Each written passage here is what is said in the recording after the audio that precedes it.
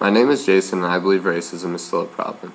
My story begins in New Berlin. If you didn't know, New Berlin is a predominantly white suburb of Milwaukee in southeastern Wisconsin. We have two high schools, and I attended Eisenhower. Being a middle high school means I was in the building for 6 years. In my 6 years, I think the largest minority group represented in a class consisted of about 10 in a class of roughly 180. That group happened to be Indian American. I never had more than 3 to 5 African Americans in my grade. Our rivals across town shared the same theme. It's easy to see why white privilege would be so prevalent, but also go so unnoticed in a community like mine. Stereotypes surrounding black people are pretty prevalent as well.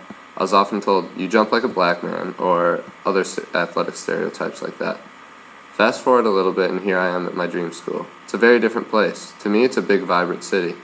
It's a daily occurrence to walk down the street and see multiple people representing multiple different cultures and races. On a more personal level, I don't think I've ever had a discussion in which there wasn't multiple different races in the section. Obviously, this is very different from the situation I grew up in. Some people would argue that Madison isn't a very diverse place, and I guess I'm here as evidence that it just depends on where you come from. Obviously, we're almost entirely exposed to campus life and only get a small taste of off-campus life. As far as I can tell, both campus and the rest of the city are fairly diverse communities.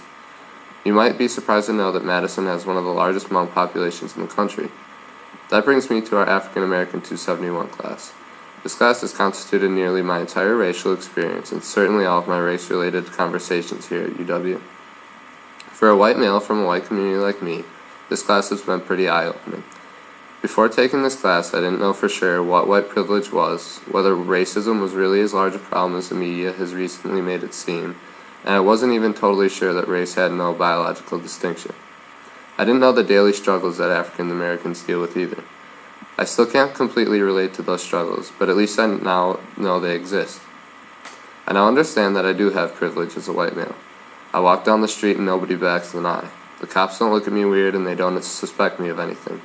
If I'm walking behind a girl at night and she sees that I'm white, I can pretty much guarantee that she's less afraid that something's going to happen as opposed to if I were black.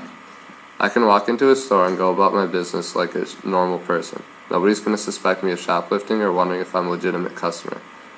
John Henson went into a jewelry store in Whitefish Bay, which is close to Milwaukee, and had the police called on him because of the color of his skin.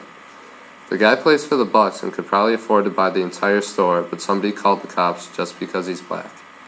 I can stand behind someone at an ATM and they really won't be too worried that I'll do something. A black male probably can't say the same. That's the definition of white privilege, something that I really had little knowledge about before I took this class. That's why ethnic studies is so important to the UW. I think it's fair to say that the vast majority of the student population is uninformed on ethnic issues, even considering the ethnic studies requirement. That requirement's pretty broad as far as cross-listing goes, and does not assure that you're going to have a positive experience the first time around. I took Asian American Studies last year and thought it was just alright, and it ended up being more of a history lesson than anything really collaborative, interactive, or relatable. My takeaway with regard to race was just, okay, there might be a problem. That's it.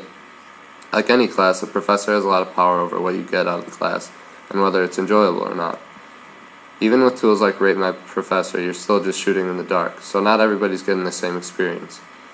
My experience with Asian American Studies is a good example of that poor execution. I actually learned quite a bit about Grace Lee and Vincent Chin, but the rest of the class was very unmemorable. There was never anything presented that connected to me personally, and it obviously didn't capture my interest. One could argue that it did its job by even making me realize that there was a problem with race in this country, and that could be part of why I'm getting a lot more out of our class. However, I think our class does a good job because it identifies with students in a way that is relatable. My Asian American Studies class barely touched on white privilege and never attempted to address current issues. How is anyone supposed to relate to something that happened 50 years ago? It does provide important background information, but that should not be the sole focus of the class. In a way, our class is a lot more progressive. I think that if everyone had an experience like mine with their ethnic studies class here, we would have a much more positive environment on campus. The fact that the university wants to block that opportunity by cutting funding is something that should be addressed and changed. I think ethnic studies has a lot of value here at the UW and combats the ever-present issue of racism in our society.